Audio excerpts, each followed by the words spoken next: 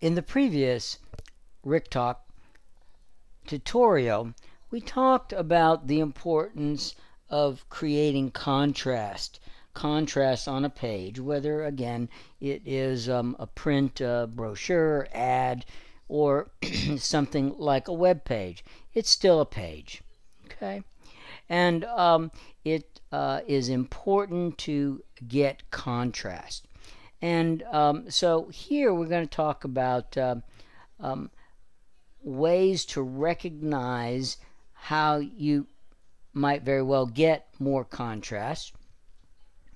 And again, we're focusing on the use of typography here, but it refers to also, these concepts refer to other graphic elements on the page as well. But in the case of type and the 6 ways to contrast type, we're going to talk about how to get it. So remember, as always, it's part of organizing and clarifying the information because we want to communicate effectively.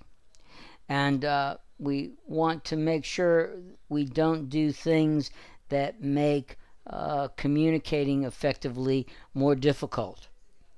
We want to make it easier and more immediate to attract the reader, and then have the reader understand and get the message or follow the directions of the page. Remember, combining typefaces should not increase confusion or work against communicating effectively. So combining typefaces should increase, not confuse the reader. Okay? And often we want to look and try to figure out and name the problem. If you can do that, then you are well on your way to create the solution. Sometimes seeing differences in trying to identify a visual problem is hard. So you may very well look to the opposite. Look for the similarities. Because if they aren't very different and they have some similarities, the typefaces that is, then that is the problem. Okay, so you can go about it kind of from the back end, if you will. And once again, taking some of the really great concepts from Robin Williams' Non-Designer's Design book, she categorizes 6 good, simple, direct ways that we can judge the use of the typography and judge how well we're doing with the contrast. And we can talk about it from the point of view of size, making something much larger or smaller, weight, how heavy or bold the typeface or an element on the page is. Something she calls structure, form, and then direction and color. And these aren't the only ways to get contrast, but again, we're trying to put it in simple, concrete terms that the novice especially might find helpful in learning to do more effective pages. So let's get to it. Size. To contrast with size, make it strong and obvious. Anything really that you do. You don't want the reader to stop and think, is that a little bit bigger or is that just kind of a mistake? You know? Are those things lined up, or is it off a little bit because the person purposely did that, or because it's just a mistake? So when you contrast, make it strong and obvious, and certainly that applies to size. Decide your focus and emphasize it with contrasts of size. Then we have weight, and we think of that as the thickness of the letter parts or strokes. And once again, look at the example I have at the bottom of the page.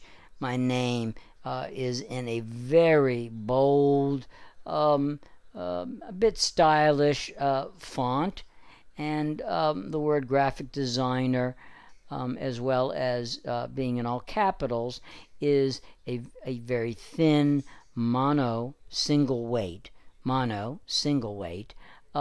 letter style. And so they're very different, and clearly the emphasis is from size and weight on my name.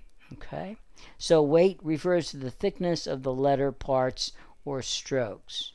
And many type families are designed with a wide variety of weights, especially the more well-known, more popular. I think of Futura, I think of Helvetica, and any number, even times, where you have a regular, you have a medium, you have a bold, you have an extra bold, you have a bold condensed, you have an italic bold condensed, and it goes on and on. And so we have wide variety of weights and thicknesses to choose from.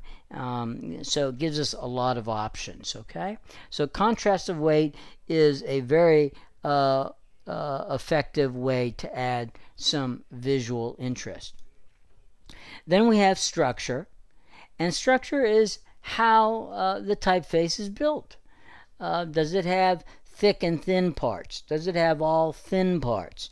Once again, the example at the bottom of the page, my name, is uses a very thick, bit stylish type style that has very bold, thick, and very thin parts.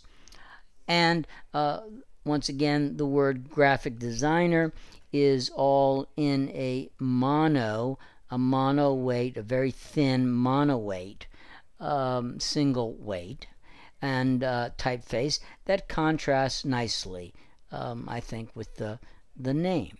Okay, and then we have form.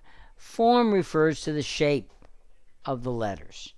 For instance, something as simple as the difference between a capital E and a lowercase e from the same type style. Clearly, the capital E is distinctly different than the lowercase e.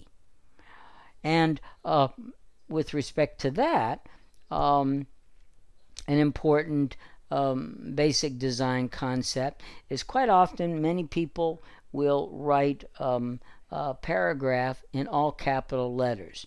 In their mind, they think it makes it more important and, I guess, easier to read. Well, readability studies have shown that just the opposite is true. Trying to read a long sentence or paragraph of all capital letters, each letter is like a little square block, and it really slows our reading down. We are so used to seeing lowercase letters, for instance, with a lowercase b, with that thing sticking up called an ascender, and a lowercase p with a thing hanging down called a descender. When we have upper and lower case, our eyes are able to scan the copy very quickly, and we have learned long ago to recognize those upper and lowercase letters as well as all those ascenders and descenders. But when it's all capital letters, it's like every one is a clunky little box, and it really slows down our ability to understand and read quickly and efficiently and effectively. Okay, so these are the kinds of things we're talking about. The last two ways of suggested ways of getting contrast is, of course, direction. And in this country in particular, for instance, whenever possible, I have things moving from left to right, because that is what we think of in our society, is things move to the right, and that's a positive attribute. If it's slanting in one way or another, we think of it as slanting upward is positive. Downward has a negative concept. And so moving left to right, moving upwards, think of like a stock market graphic.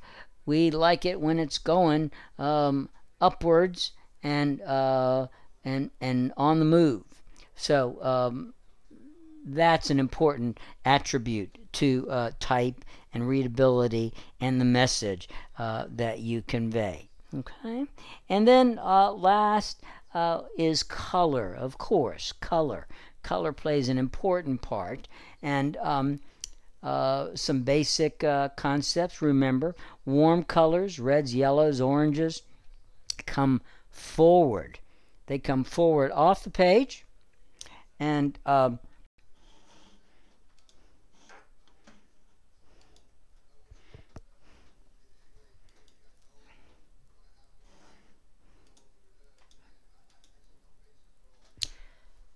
cool colors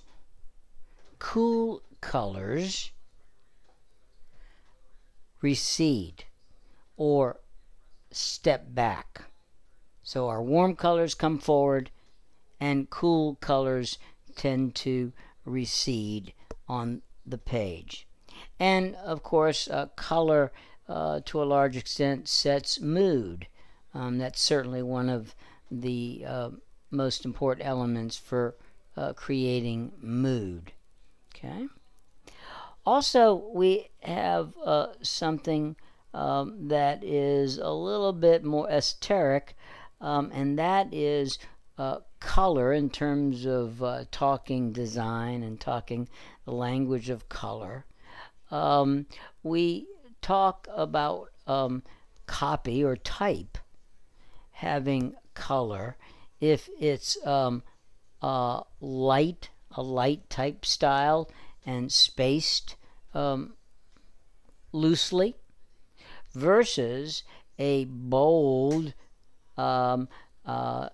tightly spaced, or heavy dense block of copy. We think of that as having color. The light spaced having a light color or light attribute of gray, let's say, and we think of the heavy dense type as being very dark, or having a if you squint your eyes, a sense of being a dark gray color. Okay, and once again, like really all of these things, color and a change of color helps to organize the information. It helps to organize the information. So these are 6 terrific tools or concepts that you can use to help analyze the effectiveness of your type design. And once again, Robin Williams hits a home run with her simple, fairly easy to understand concepts for making more effective pages.